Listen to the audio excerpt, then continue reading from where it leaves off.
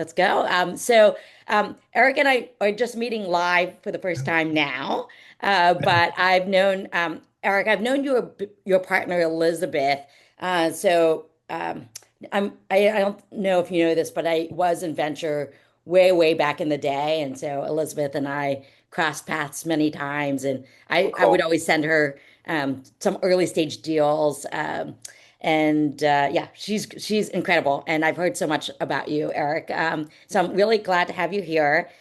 Pavan, who I haven't seen yet, but hopefully will join soon, had asked during the last session, can we bring in somebody who's an expert on raising from family and friends? And so I was like, oh, it has to be Eric.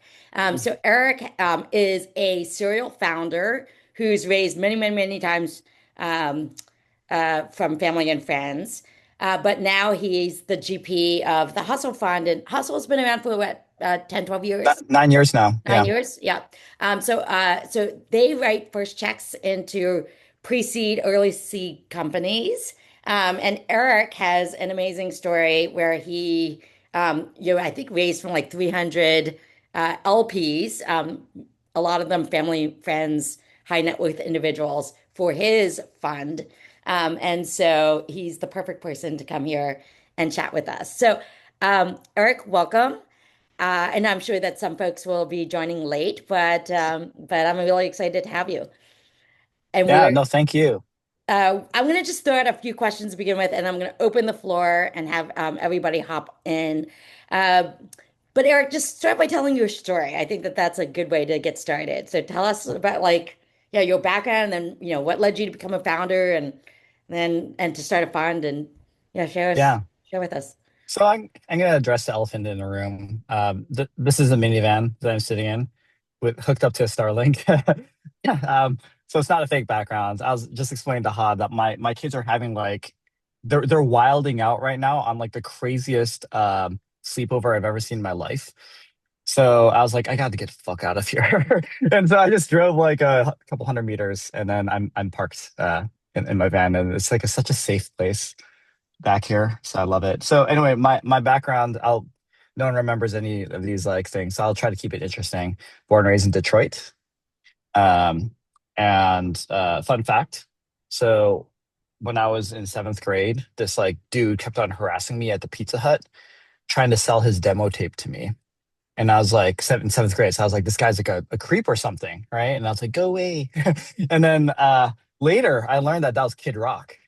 So that was one interesting part of my life. Fun fact number two is on the very first day of college, I came to Stanford. So this is in the year 2000, September. I met my wife on the very first hour of college. On day two, I met Elizabeth, my co-founder at Hustle Fund. And on day five, handing me my very first pumped keg of Natty Light, if you guys remember that like horrific beer, like beer in quotes, it was she and Co, my third co-founder at Hustle Fund. So I met all the women that I'm currently growing old with 26 years ago, and my life has only gotten better ever since, and being in their orbit. So I consider Elizabeth and Shane to be sisters. And then I think last but not least, sort of relevant is like I was a founder for many years before I started Hustle Fund. So I started four media companies, three exits, and all that stuff. And I primarily raised from friends and family because most of the media projects I worked on were not deemed as venture backable.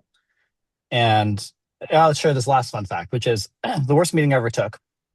I walk in this VC guy's office. I literally did not even, I barely said my name, like, hello, I'm Eric. Okay. And then for the next hour, the guy started talking to me about all of the problems he's having with his wife, and then concluded with the last 40 minutes showing me binders of all of his homes and the renovation projects that he's working on line by line for each of his homes, plural, right? And then I left and never spoke to him ever again, right? And I was like, holy shit, this is like the craziest waste of time of my life. So they still exist out there, but they're slowly retiring, those VCs, I hope. That's it. Happy to jump into questions. And yeah, Well, I'll I'll throw turn out it the back to you, first Ha. question, and then I'm going to open up the floor really quickly. But okay, so um, let's talk about raising from family and friends. Okay, so today with AI, the cost of software is going to zero. And so pretty much like it's easy to build a product these days. So Mm. I'm curious, what would you recommend in terms of like when to start raising from family and friends? What that process looks like. Um, how how do you know, like, yeah, like how do you pitch? How do you raise it? Like, what mistakes have you seen? So I think that's multiple questions in one, but just talk about like, either from your experience or what you've seen on the market, and especially how things change today in the world of AI. I'll start with maybe, I actually don't think this is a question that really relates to AI still, because Okay. generally, like if it's a business that you think has a lot of scale and can make a lot of people money, regardless of whether it's, AI is underwriting everything and it's getting cheaper to do so, but you have that conviction, then I think you have a story to tell. I'll sort of like break this out into two parts, which is like your inner circle, like raising money from there. And then maybe the more interesting part is like the circle right outside of that, which is like, how do I get their friends and family to invest in me? So, um, people I think tend to overthink this. And so when we started Hustle Fund 9 years ago, that's the most recent example of friends and family. Although I did this with every company I ran, was like I just took a look at all my social media, like literally exported it to a spreadsheet at the time. AI can help you do this a little bit better now. And then I just wrote check boxes next to all the people who were the richest people that I knew. Right. So it's like, oh, I went to like college with Tim, and now he's the CEO of NerdWallet. He must be rich. So check. Or oh, she's early at eBay. Got to be loaded. She's killing everyone on the poker table. Check. And then so I went down the list, and then I barely pitched these people. It was just like, I'm starting a company. I think it's gonna be cool. You know that I'm smart. You wanna jump in on this. That was it. Most of it was done through just like text, right? And you'll be surprised because like there's if you've had it, just sensing the kind of people who are in this room, my guess that like you've already had really good careers before. So you've already proven yourself to a fair number of people of like, oh, like Swapna is really good, right? Like whatever she does next is going to be ambitious. So that's just going out to your former colleagues and those who've done really well who already know you and saying like, would you like to jump in on this thing that I'm building? Um, so like I tend to find fundraising to be a volume game, like a brute force game. I don't really think that it's really realistic for most founders, including myself, to say like I only need like 10 investors ever, the perfect ones, and the Stanford Endowment and Yale, I'm like gonna come into my fund. That's unrealistic for me. I'm like money's money, so I'm just gonna brute force my way through. So for that first concentric circle, I think like, I would really isolate down to like a list. Ideally, there's like 100 people there of like people that you worked with, collaborated with, that just know who you are and are willing to take a bet on you. And so that's what we did first. And really, most of this is going to date me so much, but really, that first concentric circle for me when we raised Hustle Fund was like, I just exported my Facebook contacts at the time. Now, no one uses Facebook today, so I'm not sure what, what the best source of truth is, maybe LinkedIn. And then, like, I just did that exercise. Okay. The more interesting thing is the part two, though, which is like, how do you then get to the outer concentric ring? So, this is where I learned like a really interesting lesson. I have sort of two strategies here. So um, the first mistake I made was I like Ha becomes my investor, and I say, Ha, I'm so excited to have you. Here's like my blurb for what I'm doing. Do you mind passing this to anyone that could be a fit for Hustle Fund? And 95% of the time, you're not going to get any response or follow up there because I think you're presenting a paradox of choice. It's like, well, that's a lot of work. How many people should I send this to? Who would be the right fit? And then eventually just people stop there and just don't want to think anymore. The better way to ask that question is, thank you so much for coming into Hustle Fund. Here's my blurb. Do you mind sending this to one person, just one in your network that you think would be the perfect fit for Hustle Fund? And that's when it starts to flip to like a 95% response rate that's positive of like, okay, I know one person. You're asking me to do 2 seconds of work. Now, here's the crazy thing about this, which I really love, is generally that is the richest person that she knows. like, so this is like for this is a little bit more related to funds versus like founders, but like I'm often asked, like, we have a lot of family offices that invested in our fund. And people are like, how did you do that? And we say, like, I didn't know any of these people. It's just like you're 2 degrees away from like the richest person that that person knows, and they happen to be like a billionaire or like worth hundreds of millions of dollars and like have just like too much cash. So think about that question. And then the second strategy is a little bit later on. So if you're feeling a little bit stuck on the fundraise, you got like 20 investors, 10 investors, whatever it is, and then you want to sort of juice a little bit more of that second concentric circle. I'm a really big believer in events. So like my go-to place was Tacolicious in Valencia in San Francisco. They have a back room that's super cheap. You only need to spend $300 of food and drink, and then the back room is free, and it's really nice.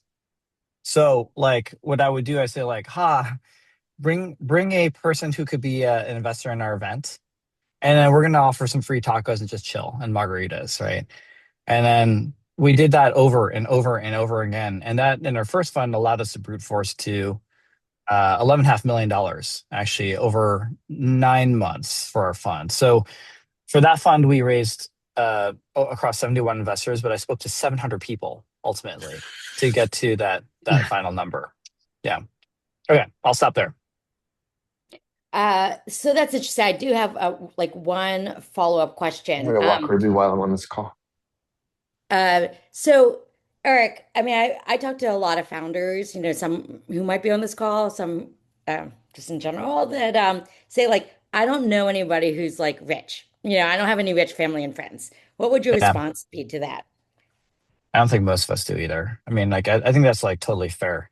So, um, like one of the things that really keeps me up at night in terms of like our industry is like it's a network of privilege largely, right? Like I see a stark difference between those who like grew up either wealthy or grew up in the Bay Area, or like my co-founder Elizabeth, she went to like an elite girls' school called Castalia in Palo Alto, and I'm like, oh my gosh, like those alums, like their parents were like way rich, and actually now they're like general partners at like all these amazing like funds and all like versus like me in Detroit.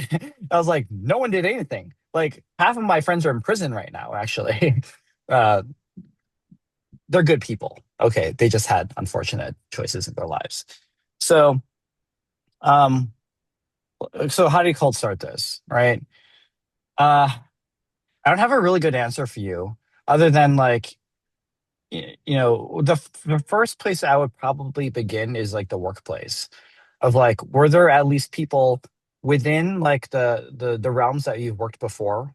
And I'm gonna guess most of you, this is a guess, were like in white collar professions. So there's a chance that there's a little bit of liquidity. Like these might not be people who could write $100,000 check, but they could write like a $5,000 check.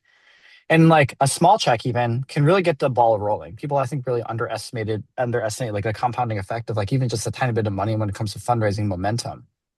So I would probably begin there, and then really just see whether you can push the flywheel in that direction of just like, can you then introduce me to your richest person?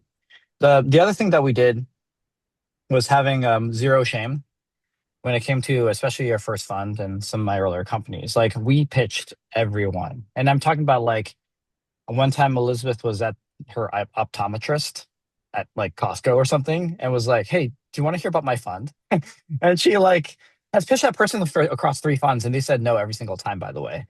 But like anyone with money, so like the definition of excuse me, the definition of someone who can invest in either in like a startup like yours is like an accredited investor. An accredited investor is someone with $1 million of net worth, excluding their primary residence, or someone that's making $200,000 a year in salary across 2 years consecutively, or a couple making $300,000 a year across 2 years consecutively. It's largely just those requirements. So I'm not saying that that's a small amount of money, but it's actually a really accessible threshold when you think about it.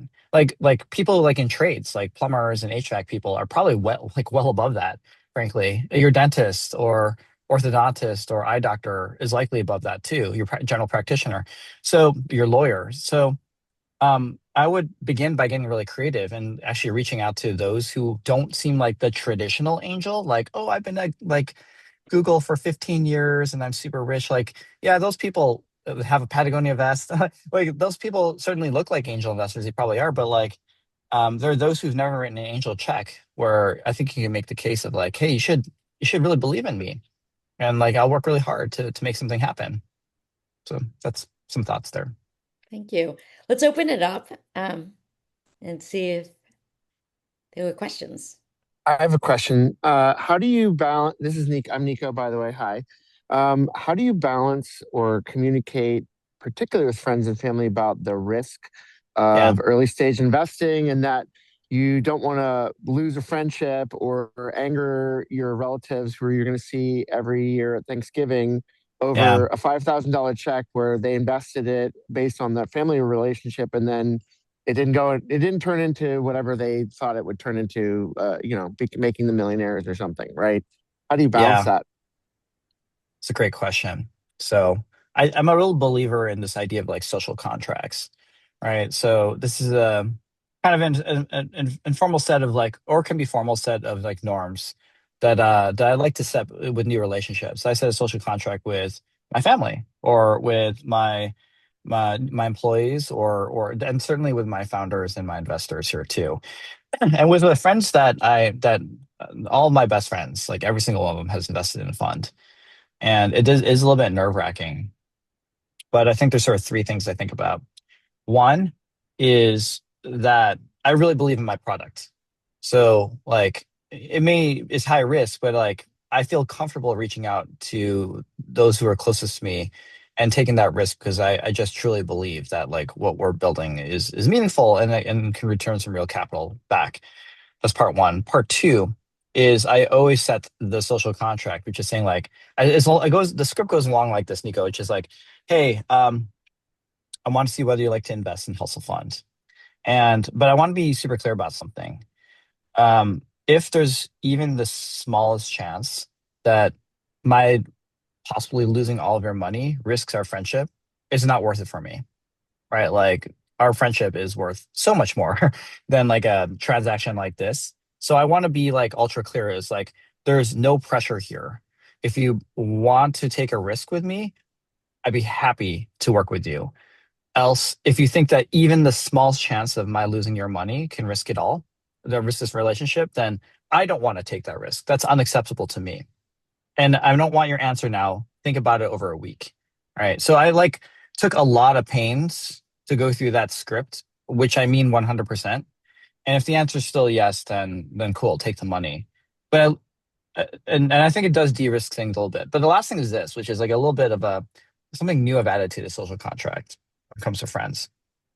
It's I start to walk them through a little bit of like personal finance stuff. So what I describe is like, look, if you think about your total net worth right now and all the assets that you're diversifying into, angel investments, alternative investments, Bitcoin, whatever it is, like should be a narrow slice. This is a uh, um, high risk kind of category, which is you should consider to be binary. Like likely you lose it all, but there is a chance that it could have like huge multiples on the outcome too. So you never want to risk like more than like let's say 20%. Like that's very generous, I think, of your net worth on like these kinds of assets. So if you're thinking about writing a check into me, don't put like 70% of your net worth into what I'm doing. That's crazy, right?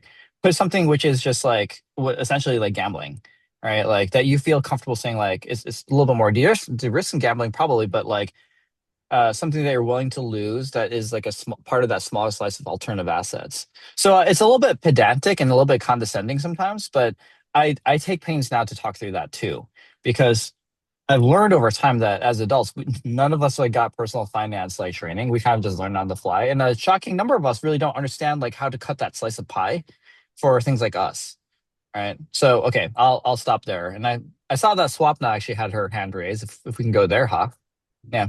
Hey Eric, thank you for sharing all the secrets of 101. I feel like this is a masterclass, of 101 Funding. So I thanks Hey for providing this session for us. I'm building a very cool gardening app. It's a futuristic app, takes into consideration where you live, what's the weather today, and checks into what's the date you're starting to plan, and it helps you to track your garden, with the calendars and weekly reminders and so forth. So my question is actually two things. One is that you were talking about, the step one of getting that, let's say today I'm getting those lists and reaching out to the people. How do I follow up with them afterwards? And what do I say, what they get in return for the investment that they are doing, for me, for the company? Great. Yeah. Let's start with the second part, like what the return. I think the answer is just like, you have no idea, right? None of us know like what the final outcome of like a company is going to be when you start one. But you can say like, think the truth, which is, I'm actually taking a huge bet on my own career here, right? Like I could be working at Google or doing some Anthropic or something like that, but I really believe in what we're doing. So I think that really means something, which is like putting all of my experiences and efforts and energy behind this company to produce like something that's really big and meaningful, right? And if someone asks you about like what could the multiples be, I think you have to honestly say like I have no idea because it's impossible to predict these things, especially at this early stage. But what I will say is that I wouldn't be risking so much of my career behind this unless I believe that it could be something quite meaningful, right? And I think that's the furthest you can probably go, right? So that's part one. When it comes to the follow-ups, this is actually a great question for all of us, Swapna, because this is where a lot of fundraising gets screwed up. So I'll sort of give you like a small example of this. Let's say you're my angel for my company, and I say like, "Hey, would you like to invest in me?" And you're like, "Oh, wow, like sure, let's hear the pitch." I go through it with you, and then I end the call saying like, "Okay, well, let me know if you're interested." So and then you'll never hear from that person again, or like it's like teeth dragging, right? All of us are busy, like I have to go back into that hellhole of my house right now afterwards. And like I'll probably forget like 60% of this conversation immediately as I'm like making waffles or something. And so the better follow-up is this, which is thank you for your time, Swapna. What I'll do is I'll follow up in a couple days just to get your temperature in terms of like, do you have any questions or like anything else I can help you answer? So thank you so much. You never just leave it as like, tell me. It's always like, I will follow up with you, and usually some period of time. So where fundraising tends to get really successful is through organization. Like a lot of people over index or rotate on like, how do I get the perfect pitch deck or the perfect pitch and things like that. I actually don't think you need to optimize too much for that. Just come off as authentic and excited and like, have like reasonable answers for team, problem, solution, market traction, like all the basic stuff you can find like online. But the organization piece is where it's at, which is like create like your own CRM. And it could be a Google sheet, honestly, which is like, okay, I pitched Swapna on June 30th, and I'm going to create a date, which is like July 5, or maybe not the holiday, like July 7, where I will reach out to her.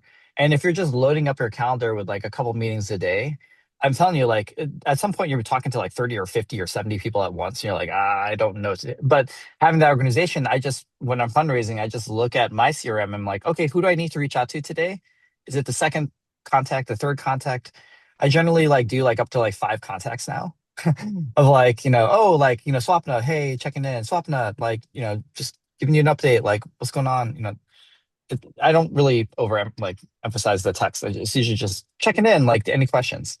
And I think that's sort of the way to go, which is like you control the timeline and then just be a little bit persistent. And also like be very clear in the follow-up saying like, by the way, like if this is not a fit, just let me know. Like no harm, no foul. And I don't want to keep pestering you with these follow-ups. So you can give them a face saving out, and that's fine. But I think that's the way that you move. You raise your hand again, Swapna? Oh, no, sorry. Oh, okay. Okay, cool. Yeah, I hope that answers your question. That's great. Yeah. Thank you so much, Eric. All Go right, ahead, cool. Tamar. Hi, everyone. I just have a quick question about at what point would you decide to ask for funding, right? Do you have any markers of like early traction that you would want to have before you go asking for funding? Like, let's say, like have a certain wait list or, certain engagement in your like beta cohort for your product or like Yeah. at what stage, right? And like so that people would find it convincing, or like do you consider this factor at all? Yeah, Yeah. how do you time it? Great. Yeah, great question. It does have a bit of nuance because obviously this depends on stage. Like if you're raising like Series A, let's just jump way ahead, and I'll come back to the pre-seed stuff. You're gonna have to have some real repeatable motions of like user growth is this, sales growth is this. We have like real evidence of product market fit. Therefore, give me like $10 million or something like that. That one's a little bit more straightforward. When it comes to pre-seed and maybe like family, friends, angel rounds, there literally is no data that matters in my mind. I mean, it's so new. You've been working on this thing for a couple months, maybe a year, give or take in most cases. And the bet that people are making at this stage is just the team. It's like, do I believe that Tamara is like an incredible person, founder, who's really skilled. She's gonna be able to like learn really fast and adapt. That's 80% of the decision, I'd say. So I'd say that the right time to raise a pre-seed or family and friends would be, how to tell a good story of like, okay, like I've been vibe coding a little bit and I actually have like a really clear vision of like what is missing in this market that can end up being really meaningful. That's part one. And then I guess part two is there really part two? It's all vibes, really, in the beginning. So if it's just, but also really matters like how much you want to raise.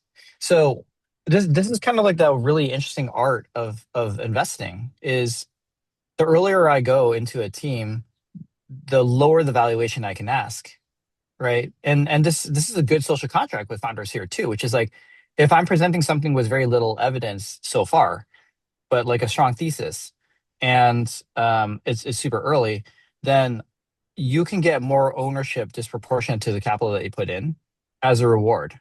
Right. So if I'm investing early and it's at like a $5 million valuation or $2 million valuation or $10 million valuation, I'm not sure what it's going to be, then the chance that there could be a serious multiple on top of that grows higher. But also there's serious risk of losing all of your money here too.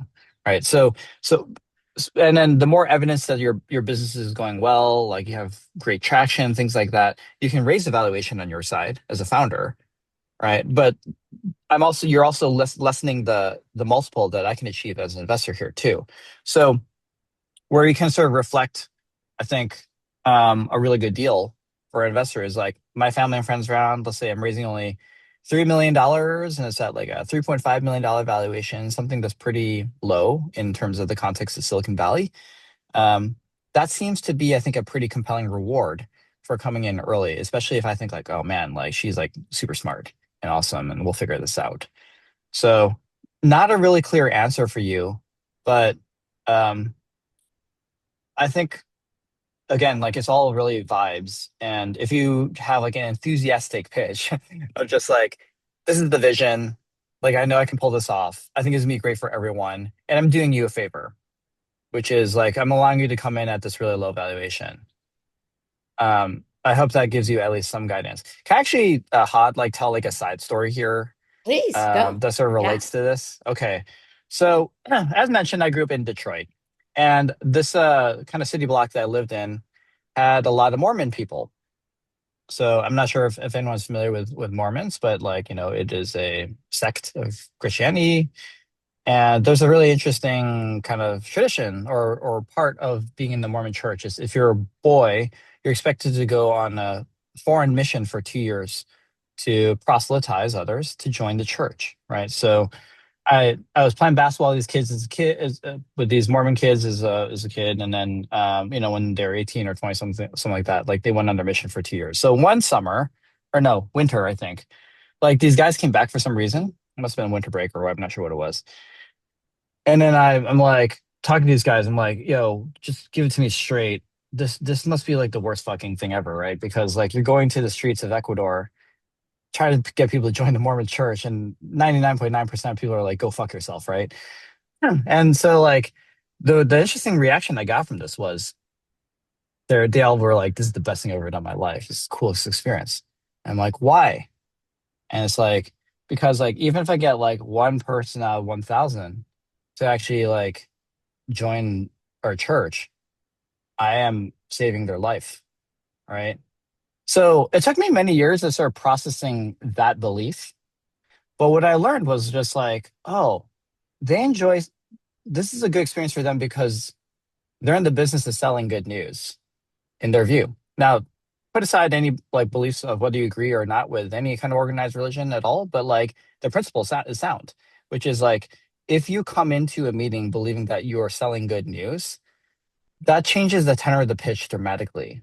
So in the case of Tamara, like or any of us, like or even me, like before I sort of think about jumping into my own pitches, because I'm the lead fundraiser at Health Fund, I remind myself that I am in the business of selling good news. Like I'm trying to share something about Hustle Fund that I think is really meaningful, that we have like something that's good for the world. And it's going to return like a lot of money for everyone here too. Right. So like if you just truly believe that, and why would you build a company unless you felt like it's something that's really good? Then that enthusiasm, I think, goes a very far away because people will mirror other people's energy, right? And I think that will dramatically accelerate. So like versus like coming into the meeting, which is what I did in my first companies, which is like of the mindset of like I'm just going in there going to beg for money, and this person has all the power. How shitty is that, right? Those pitches weren't as good, right? Versus just like I have good news for you. I'm doing you a favor. You need to join and jump in on this. Give me as much money as you can because it's gonna be great for everyone. Isn't that exciting? Right. I have good news for you. It's subtle, but I'm telling you, it makes a big difference. I know that Danny has his hand raised. Hey Eric, I'll just Yep. before I ask my question, I'll just say like I love your energy. It's intoxicating, even though it's in the back of a minivan outside of a outside of I a don't like that EIC caveat. firm. The minivan is the vibe here. Why don't you get one? I can empathize with like the insanity of kids' sleepovers because I have three. Oh, Um, God bless, man. yeah. So here's my question. You had mentioned that your first few startups were media companies, right? And I don't know if they were in the consumer space or the B2B space. One thing I'd love to hear your advice on is like even going and raising money now for some of the investors that I've talked to, if you're doing something in like vertical AI for B2B, great. Like it's a smoother sailing road. The consumer space just feels harder now. And I'm wondering if sort of based on your experience with your own startups and what you're seeing now at sort of Hustle Fund, if you have kind of any advice on approaching raising for consumer, whether it's who you talk to or the positioning or how you go about it. That's kind of what I'm wondering. Yeah, it's great. And I think Danny, like this is a question that can span. It's a universal question. I'll explain why, which is I don't know if you guys remember. Let's like take a look at like even the last like decade. So we had like Web 2.0, we had some like fintech stuff, we had VR, AR, blockchain, like every couple of years there's like a thing that's like ultra hot. Now, this might be a little bit dismissive of AI, which I think is like a very strong like underlying thing that's going to change everything and it already has. But there these kinds of sectors just go hot and cold all the time. And and let's like sort of take a step back and talk about like a fund as it relates to someday like all of you maybe raising from like VC funds. When you raise a new VC fund, um, it's a 10-year life. So you're expected actually to get capital and return the majority of the capital within 10 years, which I think is kind of crazy because that almost prices in one recession statistically, as well as 10 years in technology or in Silicon Valley is just, that's a lifetime, right? I mean, it's so much. So I think the frustrating thing I'm sort of feeling from you, Danny, which I feel too, is that, consumer may not feel very hot right now, But you also need to like using like my favorite movie, like Back to the Future. You gotta think like fourth dimensionally here too, which is like it's likely that some version of it or people will come back to like really appreciating consumer sometime in the next decade as well. And when it comes to your startups as well, like your IPO or acquisition by Anthropic or something isn't going to take place until like 7 to 10 years realistically. Mhm. Like we're building companies that have like enduring value. So it just takes time to do, even in the speed of AI. I don't like most people aren't trying to flip within like 6 months or a year. That's hard to do. So Sure. I think that part is hard. It's not really addressing your question, but I just want to sort of name like those who tend to be the better investors on your cap table are the ones that are like really long term, are taking a bet on that person and their judgment. Mm. So um the way that I sort of think about then raising for consumer is there could be like a selection bias world where you try to find angels at first who are representing really good consumer companies as well, right? Like so like a dream list could be I don't know, like Fiji Simo. She's on leave right now, but she's currently like she was at Instacart. She was like a huge rock star at Meta, working on only consumer products. Like someone like her, Yeah. or actually like a Deb Liu, right? Ha's colleague here at Ember. She has really cut her teeth in a lot of consumer stuff. Ancestry.com, Meta. She angel invests a lot into all sorts of things. And so those who are kind of already bought into like, yeah, this idea that there's always going to be a space for really big consumer companies, and some of the largest companies in the world are consumer companies right now. Mhm. I think maybe beginning with that kind of a base and like trying to see if you can orient a little bit more on angels that sort of represent that, and then trying to build from there. And there still are tons of VC firms who only focus on consumer. So I would say that it's not the unhealthiest place, but what I sort of sense behind that question is just like, are people just going to ask me whether AI is going to disrupt my thing because it's like there's no moat in consumer or whatever? The counter to that would be any kind of evidence you can provide or background that you present of just like, look, the answer is maybe, but um, look at like the traction I've made to date, on my given product, or like look at Sure. my track record in leading consumer teams and like showing that there's like very high retention and so forth. This is my personal opinion.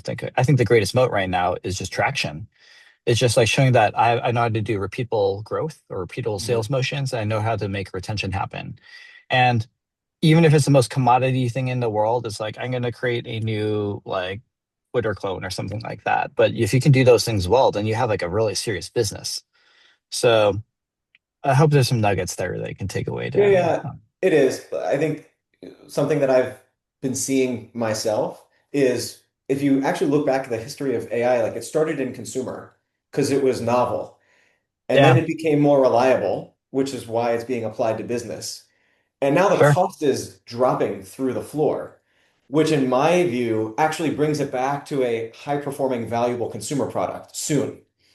But so many people are focused on B2B right now. It's like I'm trying to figure out all the things that you're saying of like who are the right people? How do I frame it in a way where it's not just my excitement that comes through. It's people's belief in Yeah. the space that like actually the swing back to consumer will happen. Danny, do you want You to just know, share a little bit about what you're building too, just to get maybe give Eric a little bit more context or Yeah, sure. So Eric, what I'm building is this combination of it's like a legacy capture product and an interactive kids media company. So what mm, we do is we help adults capture memories about their life. It could be like soccer tournament last weekend. It could be my favorite job when I was a teenager. And we turn mm, that into custom interactive kids media. So we turn it into interactive books and games and shows. Um, like that. So your experience in, hey, media companies like was super relevant when you started off with that, right? So that's like what I'm trying to sort through is raising early money for something like that. yeah. Okay. That's interesting color. So um what I like about that business, by the way, is it's quite relatable. Like if it's someone, so one of my favorite products I've used recently was like Storyworth. Hmm. right? I'm not sure if you're familiar with it. So like it's a really neat way to capture memories from people in your family, and then they give you like a printed book at the end, and it's really pretty. And my kids really like it as a way to learn about like your grandparents and things like that. So um what I've sort of found, at least in my experiences when I was a founder, especially, was like usually I could tell the decision was made within like 5 minutes by the recipient. Like you could just sense by the energy of like, oh, they're really into this. Oh, okay, let's bring this back to poker for a second, and then I will answer this question. So, one of the things I've learned in fundraising, or maybe in business and life, is that everyone's playing poker all the time, but most people don't realize it. Let me give you an example of this. So, like, let's say you're in a pitch with someone who's really into what you're doing. They're going to subconsciously start nodding and smiling, right? Or like if you're saying something that like is boring them or is not fit, like they're gonna start to sneak looks at their phone, smile less, you know, fall asleep. I'm not sure what it is. So for me, like when I do a first pitch, I actually really like doing it on Zoom because I can really intensely look at your features and try to see if there's any signs of like what is so like if someone starts, this is a little trick I play. It's like if someone starts to subconsciously nod and maybe even smile a bit on something I'm saying, I then slow down and Hmm. start saying more about this point. And maybe even starting to tell like a story related to this point. If they start to look bored, I quickly move on or I try to snap them out of it by telling a joke or whatever. But if that happens too many times, then I know that I kind of lost them.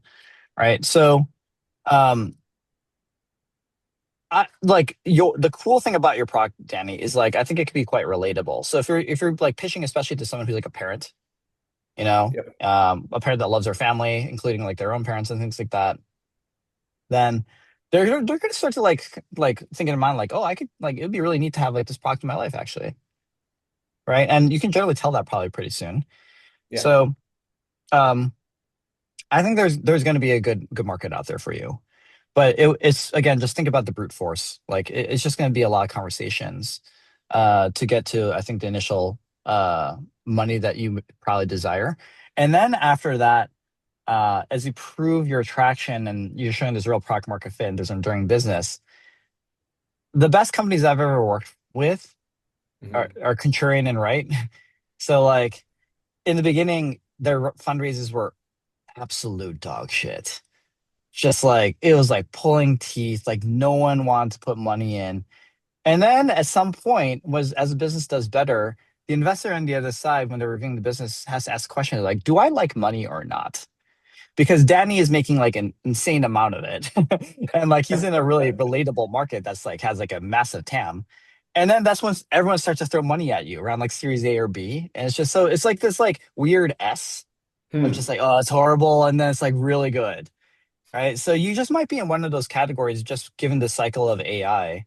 So Yeah. I would recommend just brute forcing your way through relatable angels, show the traction, and then if like everyone's there's so many parents out there that love their families, right? That's like your market. That's you gotta imagine like a billion people on this planet minimum.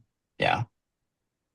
I'm going to Cool. ask the follow-up question though for Danny, which is Danny, I think is if I'm right, Danny, you're a solo founder, and I know over dinner one of the things that you were sort of saying is just like there is just so much to do, right? It's like I'm figuring out these experimental growth channels. I'm, thinking about raising money. I'm continuing to build out my product.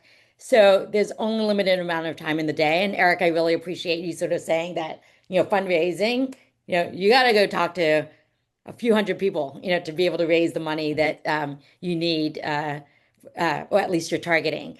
How are you, how do you think about balancing everything? I'm a solo founder for 9 years as well, my first company. And it's pretty terrible, honestly. Like there's a reason why I have co-founders now. Having co-founders can also be terrible too if you have the wrong co-founder. So you kind of pick your battles here sometimes. I have great Yeah. ones, so it's good. Does not answer your question, but the cool thing about having co-founders obviously is then you can divide and conquer. So I can go out and fundraise. I basically have done like no deals in the last like 6 months because I've been like wrapping up our fundraise, right? But that's fine because I have other teammates, other good co-founders who can handle the other aspects of the business. Now, when I was like a solo founder, like how do you manage it all? It was really unhealthy. So this is where I don't really have like a good answer for you. I don't know if you can optimize your time when it comes to fundraising versus the other work that efficiently in the beginning. Right. So I just worked a lot. It was just like, fundraising during the day and then working in the evenings. The part that I really feel for you, man, is like this is like when I was 23 to 30 or something like that, like during the hard years, right? And so no kids, right? You can kind of do that. Um, so maybe like the thing I didn't do as well that you could do now is like I guess validating the funnel better of your leads. So what I mean by that is just like um you know today, like if I were to do export all my LinkedIn contacts and then dump it into Claude and then Mhm. say like isolate down to anyone who is director and above on their title. So that's like maybe a correlation that they're rich, right? Mhm. And then furthermore, like isolate down to consumer companies that they've worked in the past, right?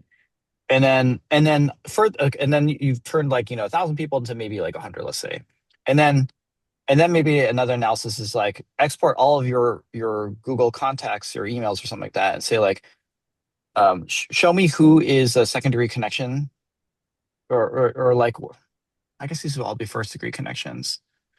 Maybe sort of like who isolate to like people that I've sort of reached out to in the last 2 years here, right? Just like kind of do a join of like those kinds of things. Yeah. So there's things like that where it's just like, okay, I now know like who to prioritize.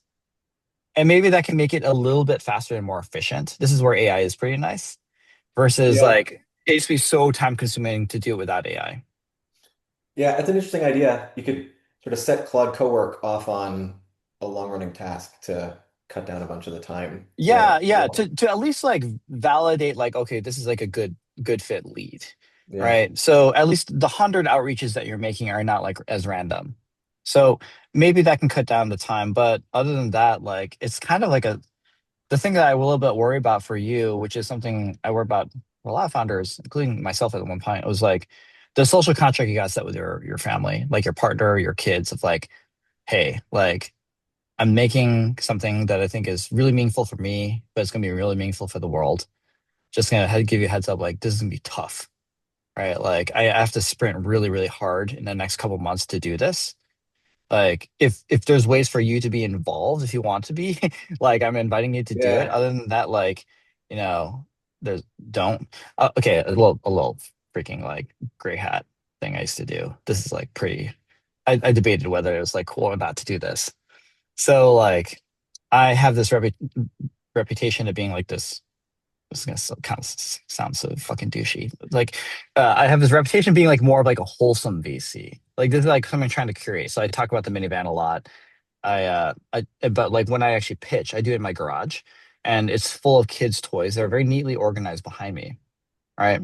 So I do this because I try to bait people in the meeting to be like, "Are you actually in a garage?" And then I'll be like, yeah, like those are real kids' toys and like all that stuff. And then I try to begin by getting people to ask me questions about that so that I can be like, oh, do you have kids too? Because I feel like Mm. it's a really good starting point of just like everyone likes their kids mostly. I've never met someone that doesn't Mostly. like their kids. Yeah. And so like it's a very easy common ground of just Yeah, like, oh, yeah. do you love your like what are they into? Are they playing soccer? All that kind of stuff, right? There were times when my daughter was at peak cuteness where I'd be like, okay, like 15 minutes in this conversation, I just want you to walk into the garage, grab something and leave. And then I'd be like, oh, my Stella's here. Like, Stella, come over here. Like, say hi to like Uncle Danny. Right. And like I would just like try to like push a button on that dopamine like over and over and over and over again with like a cute thing, like that kind of stuff, right? Yeah. At the end of the day, I was exploiting my children. So like I'm not sure how you feel about that, but like honestly, like it helped with the vibes. So don't abuse that one too much. But No, no, I like the reason it. why child actors are all fucked up, right? So we can't like, overdo this with our kids, No, I like Yeah. it. I mean, the background that I have here is like not a fake background, and it usually triggers conversations with people, whether it's Yeah. about Like cars, skiing, snowboarder, that kind of thing, right? kids. Yeah. Exactly. Luckily, my wife and kids all love. I've been at Tel Pastel for 9 months, and my Yeah. wife and kids love it, and they believe wholeheartedly in it. So I can I, definitely work some of that. well, okay, so it's cool. On your shelf on each side and the corners, I would drop a couple of kids' toys too. Mm, Right? Just like something that like there's a little cool car there, but like maybe think about the baiting aspects of it here too. Because like yeah, then it's a really good lead in. It's just like you start with your kids and being like, um I something that like the kids are actually a really good starting point because like, I really want them to appreciate like their family's legacy. Like this is like, once I became a dad, like this became like a thing I became obsessed with is making sure that they really, really understand where they came from and like what they're going to be part of in this huge journey of our family. Like, do you yeah, ever feel that way? And so I think that could be a really smooth lead in too, I but you like got it. to bait them a little bit more, I think, even with that background. Yeah. I like it. That ended up going down a really interesting path. I Okay. appreciate Sorry. No, it. I'm a meandering person. I do want to be respectful of Eric's time. Is there any last burning question that folks have? Going once, twice. Wow, Eric, first of all, amazing. You're a gifted storyteller. I think that you should come back and do a session with us on sales and the art of selling because you captivated us for the full hour. Um, Thank you so much. We would love to have you back. This was a brilliant session, very honest and authentic and real and relatable and yeah. Thank you.